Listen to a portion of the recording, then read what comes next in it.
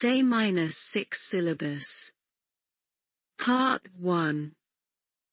Already upload my YouTube channel. See once.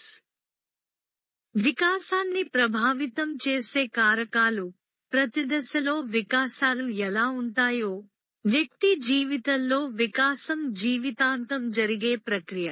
వికాసాన్ని అనేక అంశాలు ప్రభావితం చేస్తాయి. అవి 1. జైవిక కారకాలు, 2. మనోవైజ్ఞానిక కారకాలు, 3. సాంఘిక కారకాలు, 4. ఉద్వేగ కారకాలు. 1. జైవిక కారకాలు. అనువంశికత, జన్యువులు, పరిపక్వత, పరిణితి, గ్రంథులు, నాడీ వ్యవస్థ, అంగవైకల్యం, వ్యాధులు మొదలగునవి.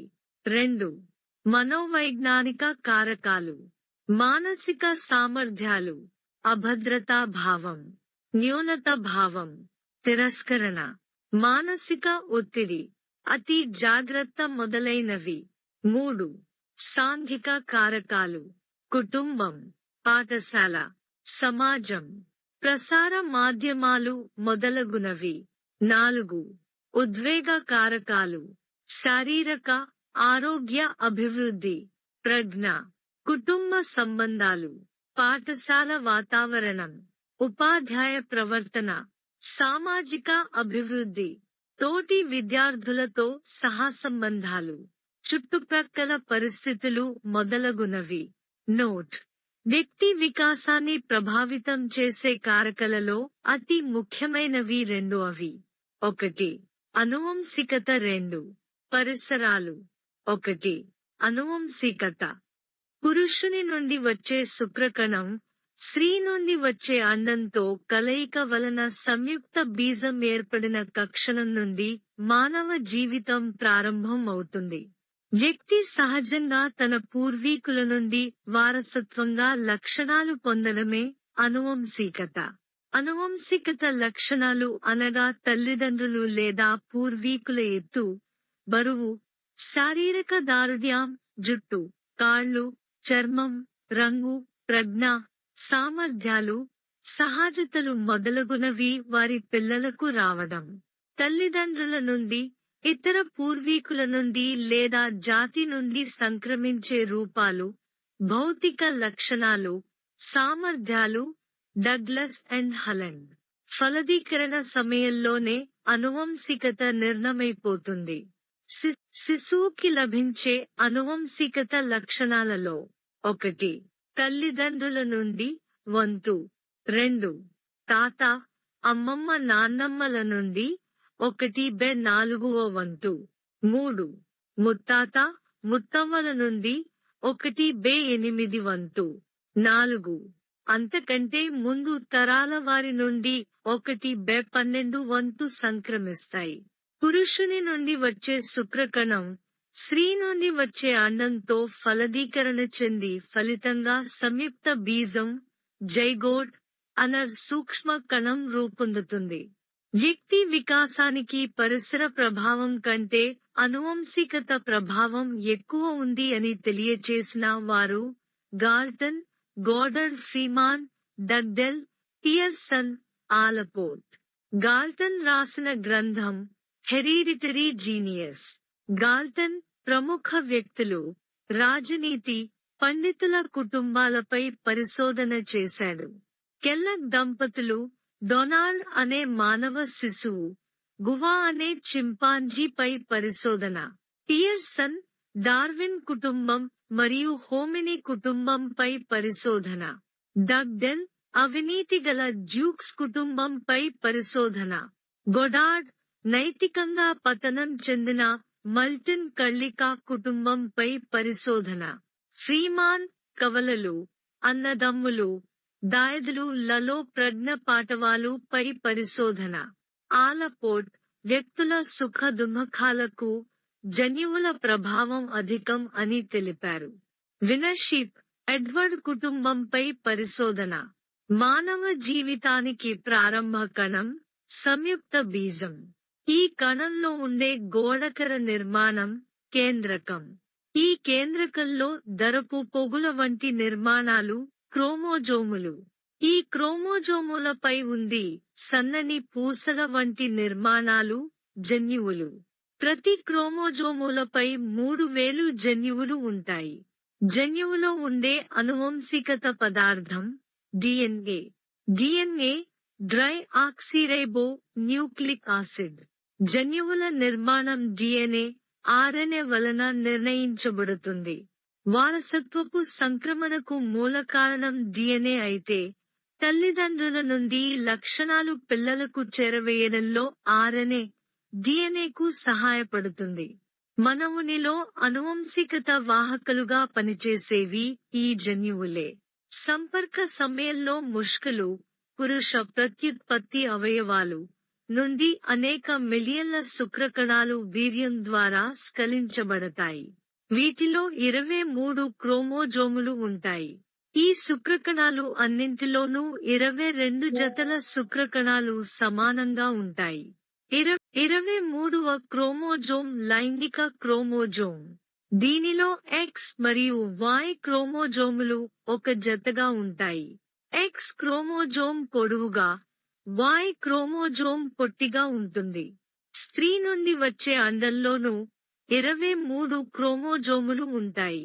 వీటిలో 22 శారీరక క్రోమోజోములు, 23వ క్రోమోజోమ్ లైంగిక క్రోమోజోమ్. అయితే శుక్రకణం మాదిరిగా 23వ క్రోమోజోమ్లో తేడాలు ఉండవు. అన్నీ ఒకే రకంగా ఉంటాయి. వీటినే X క్రోమోజోమ్ అంటారు. సంపర్కంలో మిలియన్ల కొద్ది శుక్రకణాలు అండం వైపుకు చొచ్చుకుని వెళ్లినా, సాధారణంగా ఒకే శుక్రకణం అండంతో కలుస్తుంది. దీనినే ఫలదీకరణం అంటారు. ఫలదీకరణం వల్ల 2 కణాల కలయికతో సంయుక్త బీజం ఏర్పడుతుంది. ఇది సమ విభజన చెందడంతో వివిధ దశలుగా మార్పులు చెంది, దాదాపుగా 9 నెలలు, 270 రోజులు తరువాత మానవ శిశువు జన్మిస్తుంది. శిశువు లింగంతో సహా అన్ని శారీరక లక్షణాలు యాదృచ్ఛికంగానే సంభవిస్తాయి. ఇక్కడ లింగ నిర్ధారణ అనేది పురుషుని మీద ఆధారపడుతుంది. ఫలాధికారణనే గర్భధారణం అంటారు. ఫలధీకరణం చెందిన సమయంలో వ్యక్తి జననానంతర జీవితాన్ని ప్రభావితం చేసే 4 ముఖ్య అంశాలు. అవి: 1. అనువంశికత వారసత్వం. 2. లింగం. 3. ఒక గర్భంలో శిశువుల సంఖ్య. 4. తోబుట్టువుల్లో శిశువుల క్రమ సంఖ్య. సాధారణంగా ఒక జైగోట్ వలన ఒక శిశువు జన్మిస్తుంది. అయితే కొన్ని అసాధారణ పరిస్థితులలో కవల పిల్లలు జన్మిస్తారు. 1. సమరూప ఏక సంయుక్త సజాతి స్వరూప బీజ కవలలు. ఒక సంయుక్త బీజం 2 భాగాలుగా విడిపోవడం వల్ల సమరూప కవలలు జన్మిస్తారు. వీరు 1. ఒకే రూపం. 2. ఒకే లింగం. 3. ఒకే అనువంశికత లక్షణాలు కలిసి ఉంటారు. 2. విభిన్న కవలలు, విజాతి విరూప కవలలు. 2 అండాలతో 2 వీర్య కణాల, శుక్రకణాలు కలయిక వలన 2 వేర్వేరు సంయుక్త బీజాలు ఏర్పడి విభిన్న కవలలు జన్మిస్తారు. 1. వీరు ఒకే లింగం ఉండొచ్చు, ఉండకపోవచ్చు. 2. ఒకే రూపం, ఒకే అనువంశికత లక్షణాలు కలిగి ఉండరు. నోట్: తక్కువ శాతం ఒకే రూపం, ఒకే అనువంశికత లక్షణాలు కలిగి ఉండవచ్చు. 3. అవిభక్త కవలలు, సయామి కవలలు, వీణవాణి. అనువంశికత నియమాలు. ఆస్ట్రియన్ మత గురువు, జన్యుశాస్త్ర పితామహుడు అయిన గ్రెగర్ మెండల్ బ్రాన్ నగరంలో తన ఇంటి పెరట తోటలో తీపి బఠానీ మొక్కల మీద అనేక ప్రయోగాలు జరిపి 3 అనువంశికత నియమాలను ప్రతిపాదించాడు. Proceedings of the Natural History Society of Brann. 1. సారూప్య సామ్య పోలిక నియమం. తల్లిదండ్రుల లక్షణాలు తమ పిల్లలకు యథాతథంగా రావడమే సారూప్య నియమం. తెలివిగల తల్లిదండ్రులకు జన్మించిన పిల్లలందరూ తెలివి గలవారు కావడం. ఉదాహరణలు: 1. మనిషికి మనిషే జన్మించడం. 2. మంగోలి, నీగ్రో తెగల ప్రజల రూపమే వారి పిల్లలకు రావడం. 3. అందమైన వారికి అందమైన పిల్లలు పుట్టడం. 4. పులి కడుపున పులే పుట్టడం. నోట్: ఆవు చేలో మేస్తే దూడ గట్టును మేస్తుందా? తుమ్మ చెట్టుకు తులసి మొక్కలు పుట్టావు, దొంగ కడుపున దొర పుడతాడా అనే సామెత ఈ నియమంను సమర్థిస్తుంది. తల్లిదండ్రుల నుంచి అవే జన్యువులు వారి పిల్లలకు సంక్రమించడం ద్వారా తల్లిదండ్రుల లక్షణాలనే కలిగి ఉండడం వలన సారూప్యం ఏర్పడును. 2. వైవిధ్య నియమం. తల్లిదండ్రుల లక్షణాలకు భిన్నమైన లక్షణాలు గల శిశువులు జన్మించడమే వైవిధ్య నియమం. తెలివిగల తల్లిదండ్రులకు జన్మించిన పిల్లలలో కొంతమంది తెలివైన వారు, కొంతమంది తెలివి తక్కువ వారు కావడం. ఉదాహరణ: 1. అందమైన వారికి అందమైన వారితో పాటు అందవిహీనులు, అందవిహీనులకు అందవిహీనులతో పాటు అందమైన వారు జన్మించడం. ఊరంతా ఒక దారి, ఉలిపిరి కట్టేది మరొక దారి అనే సామెత ఈ నియమంను సమర్థిస్తుంది. 3. ప్రతిగమన తిరోగమన నియమం. రక్త సంబంధికులు, మేనరిక వివాహాల వలన జన్యువులు తరుగుదలతో తల్లిదండ్రులకు పూర్తి భిన్నమైన లక్షణాలు గల శిశువులు జన్మించడం ప్రతిగమన నియమం. తెలివిగల తల్లిదండ్రులకు జన్మించిన పిల్లలందరూ తెలివి తక్కువ వారు కావడం. ఉదాహరణ: 1. ఆరోగ్యంగా, అందంగా ఉన్న తల్లిదండ్రులకు అంగవైకల్యం గల పిల్లలు జన్మించడం. 2. పొడవైన తల్లిదండ్రులకు పుట్టిన పిల్లలందరూ పొట్టిగా ఉండటం. 3. సౌమ్యులకు కోపిష్ఠులు, సౌమ్యులు పుట్టడం. పండితపుత్రః పరమ సుంఠః అనే సామెత ఈ నియమంను సమర్థిస్తుంది. జన్యువుల కలయికలో ప్రబల లక్షణాల పరంపర తరతరానికి తగ్గిపోవడం వలన ఈ వైవిధ్యం ఏర్పడుతుంది. నోట్: సమాజంలో నివసించే ప్రతి శిశువు ఈ 3 అనువంశికత నియమాలలో ఏదో ఒకదానికి ఖచ్చితంగా చెంది ఉంటాడు. 2. పరిసరాలు. ఫలదీకరణం చెందిన నాటి నుండి ఆ జీవిపై చూపే ప్రతి బాహ్యకారకం పరిసరమే. వ్యక్తి జీవితం ప్రారంభమైన నాటి నుండి అతనిపై ప్రభావం చూపే ప్రతి కారకం పరిసరంలా పరిగణించబడుతుంది. వుడ్వర్త్. జన్యువులు కాకుండా వ్యక్తిని ప్రభావితం చేసే ప్రతి విషయం పరిసరం. Boring, long field, build. పరిసరాలు ముఖ్యంగా 2 రకాలు. 1. జనన పూర్వ పరిసరం, శిశువు గర్భంలో ఉన్నప్పుడు లభించు పరిసరం. 2. జననానంతర పరిసరం, శిశువు పుట్టిన తరువాత పెరుగుదలకు అవసరమైన కారకాలన్నిటినీ జననానంతర పరిసరాలు అంటారు. ఇది 3 రకాలు. 1. భౌతిక పరిసరాలు, భూమి, గాలి, నీరు, వాతావరణం. 2. జైవిక పరిసరాలు, మనిషికి ఆహారాన్ని అందించే మొక్కలు, జంతువులు. 3. సామాజిక పరిసరాలు, కుటుంబం, పాఠశాల, సముదాయం, ఆర్థిక, మానసిక సాంస్కృతిక అంశాలు, అలవాట్లు, వైఖరులు. వ్యక్తి వికాసంపై పరిసర ప్రభావం, పరిశోధనలు. వ్యక్తి వికాసంపై అనువంశికత కంటే పరిసరాల ప్రభావం ఎక్కువ అని వాదించే వారు పరిసరవాదులు. W.C. బాగ్లే, పాఠశాల వసతులకు వ్యక్తుల వికాసానికి సహసంబంధ గుణకం ఉంటుంది అని ఎడ్యుకేషనల్ డిటర్మినిజం అనే గ్రంథంలో తెలిపారు. గోర్డాన్, పదవ నడిపే పిల్లలపైన, జిప్సీ పిల్లలపైన పరిశోధన చేశారు. న్యూమన్, ఫ్రీమెన్, మిల్లిట్రెడ్, రూత్ అనే సమారూప 19 జతలు కవలలపై పరిశోధన చేశారు.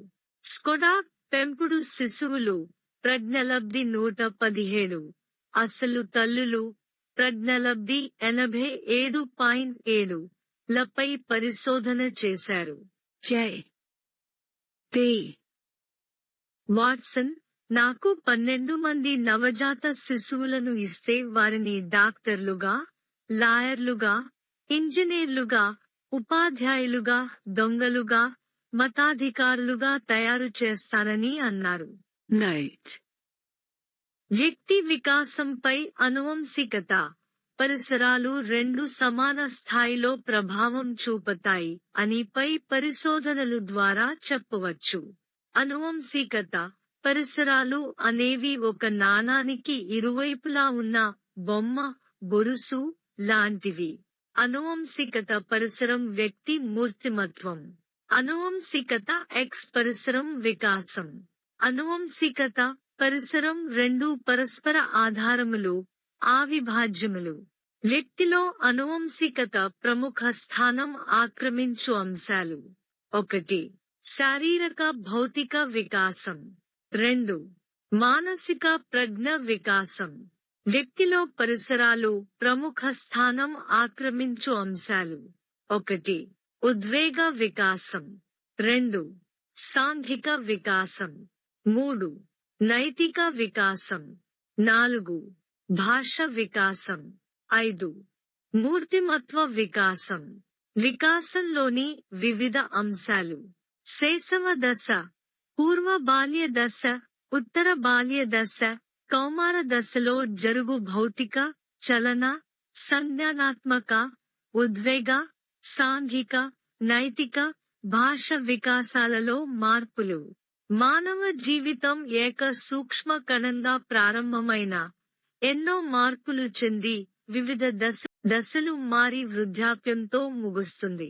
ప్రతి వికాస దశ కొన్ని నిర్దిష్టమైన వికాస లక్షణాలు కలిగి ఉంటుంది. ఇక్కడ దశ అనగా వ్యక్తి జీవితంలోని నిర్దిష్ట కాలంలో కొన్ని ప్రత్యేక లక్షణాలను చూపడం. ఎలిజబెత్ హర్లాక్ డెవలప్మెంటల్ సైకాలజీ అనే గ్రంథంలో వ్యక్తి జీవిత కాలాన్ని 10 దశలుగా విభజించారు. అవి: 1. జనన పూర్వ దశ, ఫలదీకరణం నుండి పుట్టుక వరకు.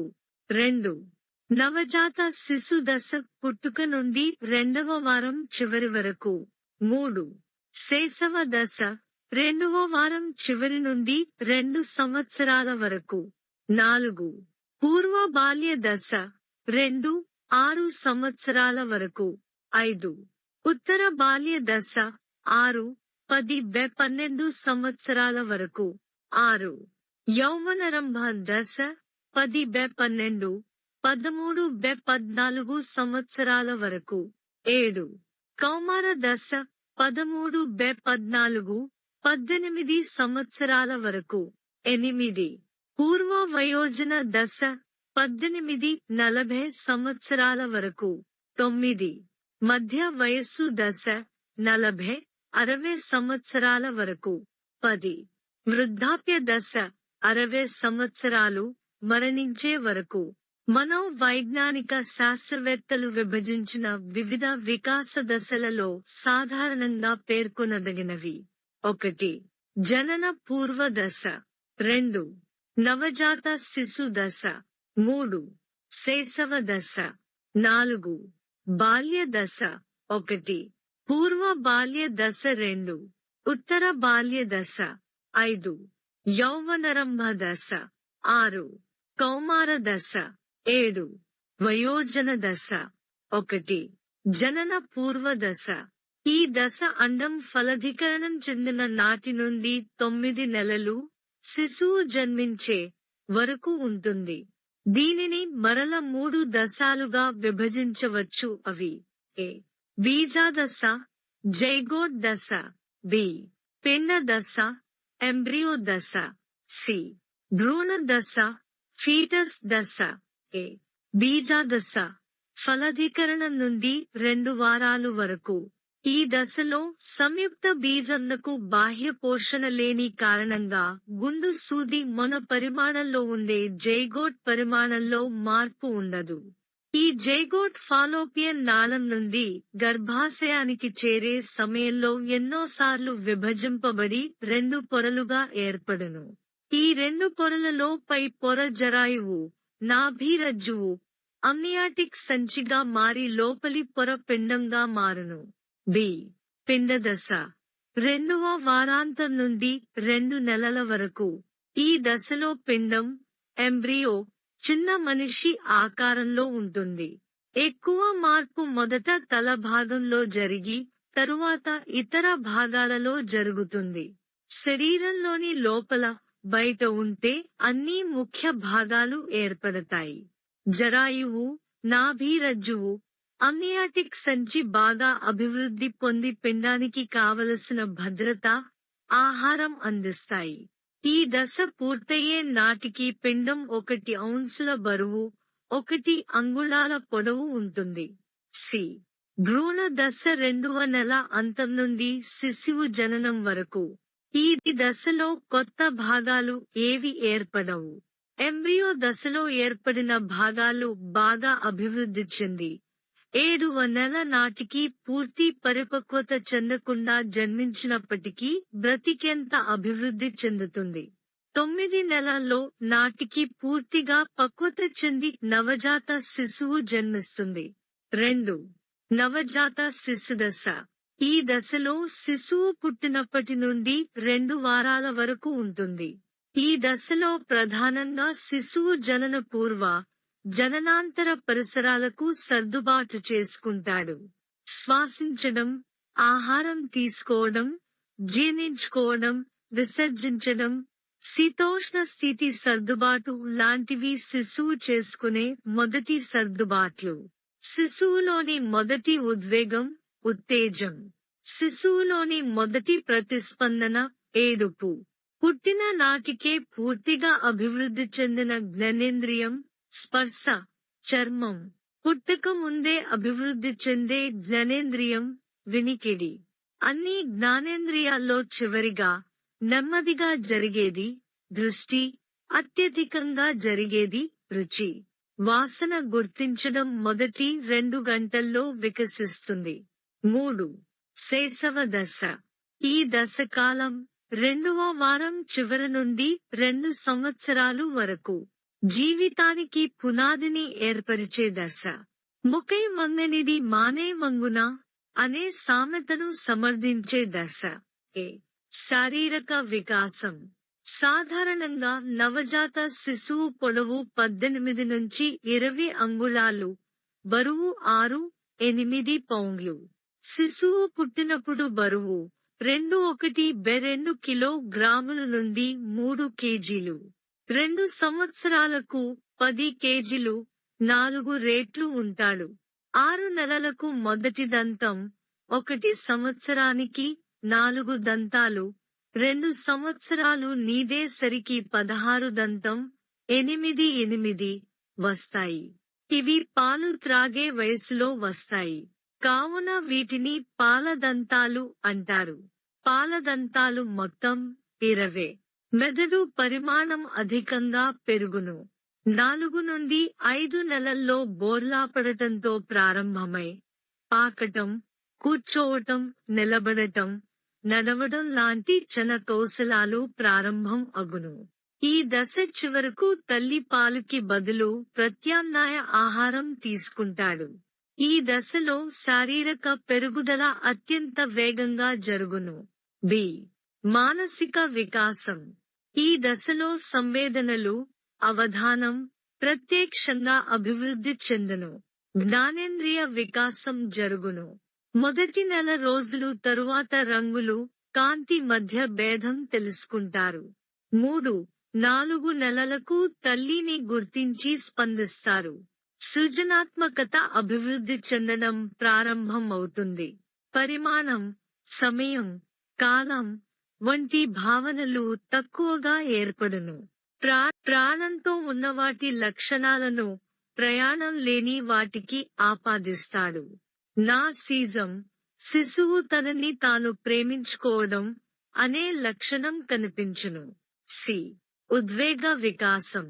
అన్ని వికాసాలలో ముందుగా ఏర్పడే వికాసం, ఉద్వేగ వికాసం.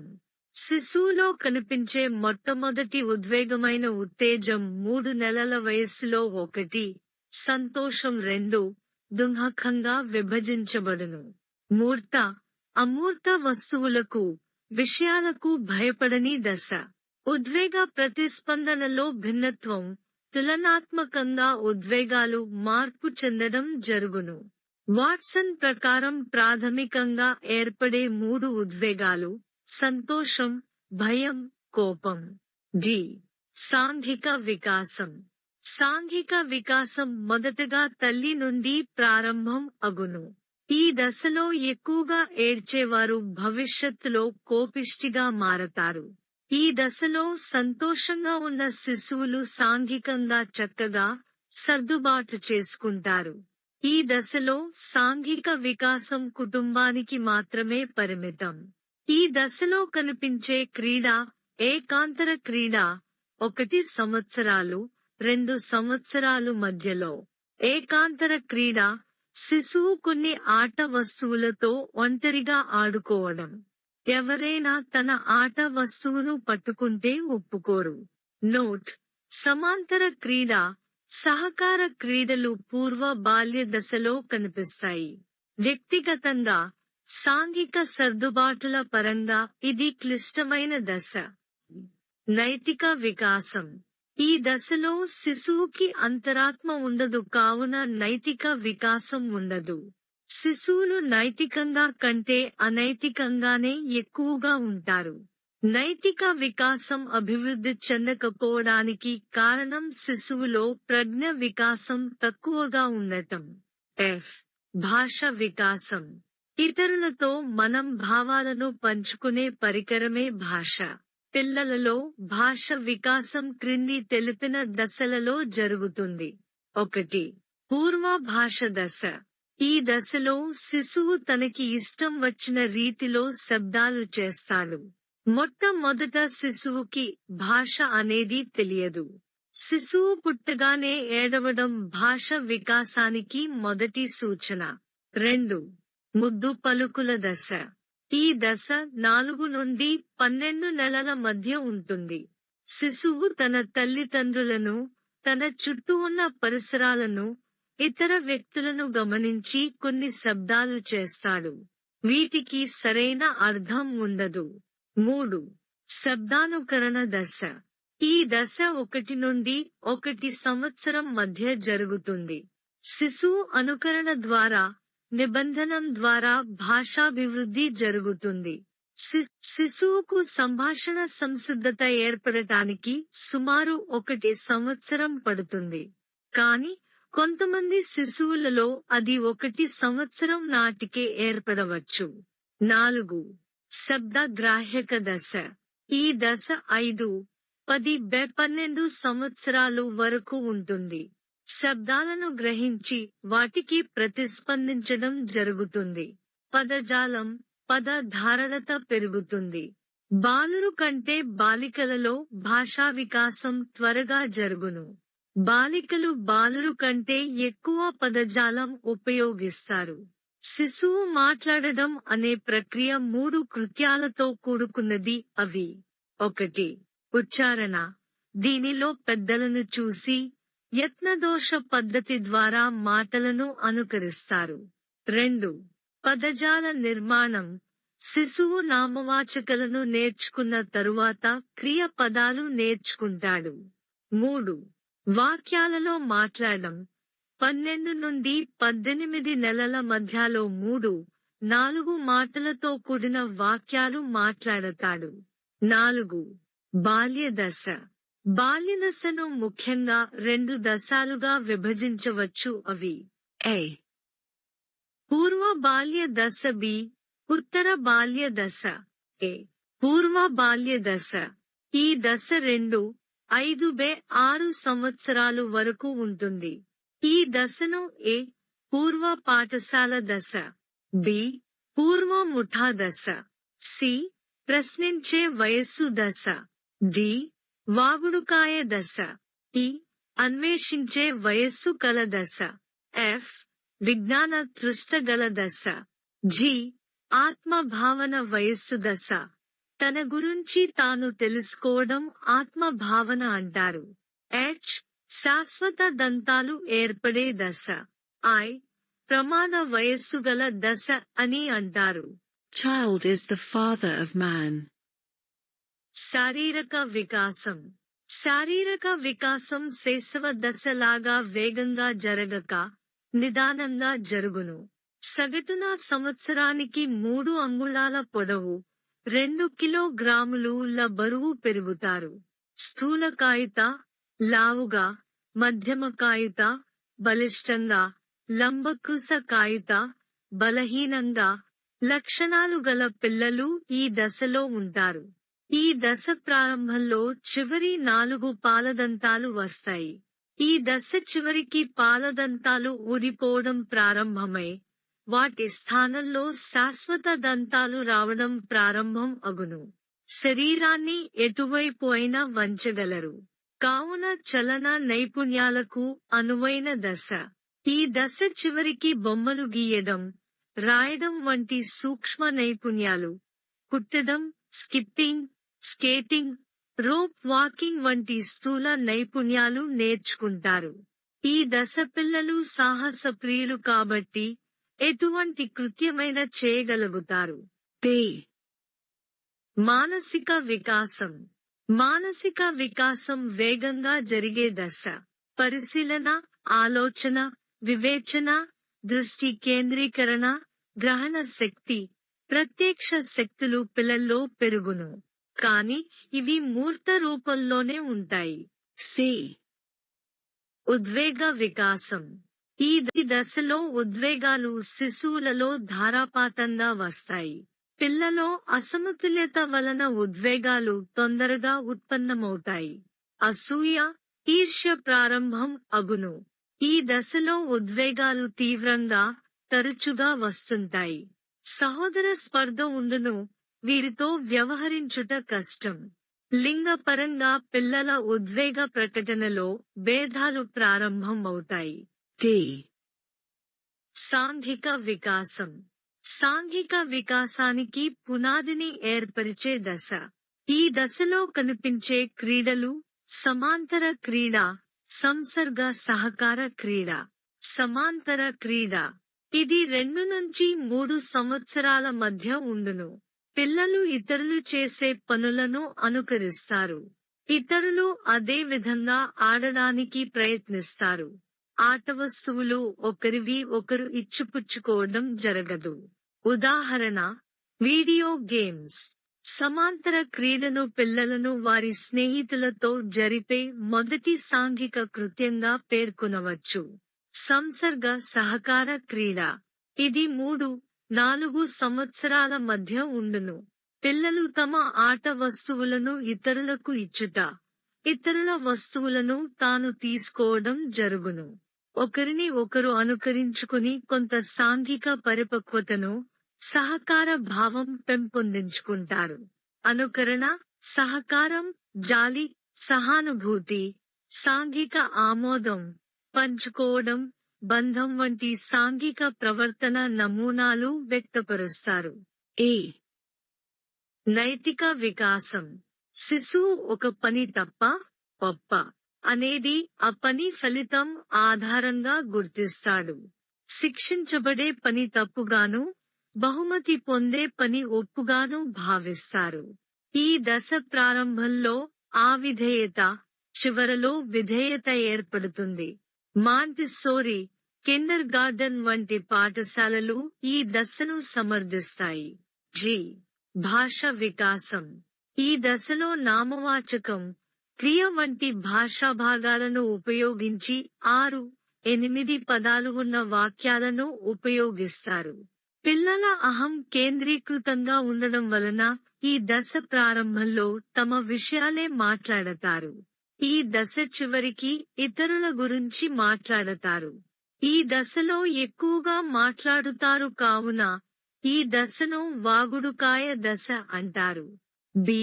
ఉత్తర బాల్య దశ. ఈ దశ 6-12 సంవత్సరాలు వరకు ఉంటుంది. ఈ దశను A. పాఠశాల దశ, B. ముఠా గ్యాంగ్ దశ, C. పాత్ర స్వీకరణ దశ, D. ఆట పాటల దశ, E. అనుకరణ గల దశ, F. బడైలు చెప్పే దశ, G. ఉద్వేగ కేథాసిస్ ప్రదర్శించే దశ. ఏ. శారీరక వికాసం. ఈ దశలో శారీరక వికాసం తక్కువ వేగంగా జరుగుతుంది. కండరాల కణజాలం కంటే కొవ్వు కణజాలం వేగంగా పెరుగును. ఈ దశ చివరి నాటికి 20 పాలదంతాలు ఊడిపోయి, వాటి స్థానంలో 32 శాశ్వత దంతాలలో 16 దంతాలు వస్తాయి. 6 సంవత్సరం వయస్సులో శాశ్వత దంతాలు 1, 2 వస్తాయి. 8 సంవత్సరాలకు 10 నుంచి 11, 10 సంవత్సరాలకు 14 నుంచి 16 వరకు శాశ్వత దంతాలు వస్తాయి. ఈ దశలో శిశువు పూర్తి వయోజనుడిలా కనిపిస్తాడు. మగపిల్లలు కంటే ఆడపిల్లలు ముందుగా యవ్వనారంభ దశలోకి ప్రవేశిస్తారు. సంఘ సంస్కృతిని అనుసరించి ఆటలలో లింగ భేదాలు కనిపిస్తాయి. అమ్మాయిలు సూక్ష్మ కండరాలను, అబ్బాయిలు స్థూల కండరాలను ఉపయోగించి ఈ క్రింది 4 రకాల నైపుణ్యాలలో అభివృద్ధి కనబరుస్తారు. 1. స్వయం పోషక కౌశలాలు, స్నానం చేయడం, బట్టలు వేసుకోవడం, అన్నం తినడం. 2. పాఠశాల కౌశలాలు, చదవడం, రాయడం, అవగాహన చేసుకోవడం మొదలగునవి. 3. సాంఘిక కౌశలాలు, తల్లిదండ్రులకు సహాయపడటం, ఇంటిని శుభ్రం చేయడం మొదలగునవి. 4. భాష కౌశలాలు, వెక్కిరించడం, కథలు చెప్పడం, బడేలు చెప్పడం మొదలగునవి. బి. మానసిక వికాసం. మూర్త భావనలతో పాటు కాలం, దిక్కులు, మూలాలు, నీతి, న్యాయం, నిజాయితీ వంటి ఆమూర్త భావనలను అర్థం చేసుకుంటారు.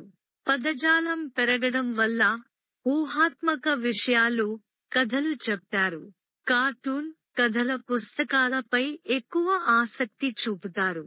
భూత, భవిష్యత్, వర్తమానాల మధ్య వ్యత్యాసాన్ని గుర్తిస్తారు. పరిశీలన శక్తి, వివేచన శక్తి, జ్ఞాపక శక్తి, తార్కిక శక్తి ఈ వయస్సులో అధికంగా ఉంటుంది. ఈ దశ చివరి నాటికి పునరుత్పాదన, వ్యాధులు వంటి విషయాలను అర్థం చేసుకుంటారు. గణిత చతుర్విధ ప్రక్రియలు ఎక్స్ చేయగలుగుతారు. ఉద్వేగ వికాసం. పూర్వ బాల్య దశతో పోలిస్తే ఉద్వేగ పరంగా నెమ్మదిగా ఉండే దశ. ఈ దశలో కనిపించే ప్రత్యేకమైన అంశం ఉద్వేగ కేథాసిస్. ఒక వ్యక్తి తనను తాను ఉద్వేగ ఒత్తిడి నుండి కాపాడుకోవడం చేసే పని ఉద్వేగ కేథాసిస్. ఉదాహరణ: ఆటలు ఆడటం, సినిమాకి వెళ్లడం. యత్నదోష పద్ధతి ద్వారా శిశువులు ఉద్వేగాలను అదుపులో ఉంచుకుంటారు. ఉద్వేగాలను ప్రకటించడంలో స్వీయ క్రమబద్ధతను పాటిస్తారు.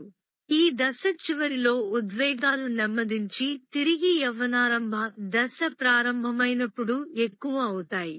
డి. సాంఘిక వికాసం. ఈ దశను ముఠా దశ అంటారు.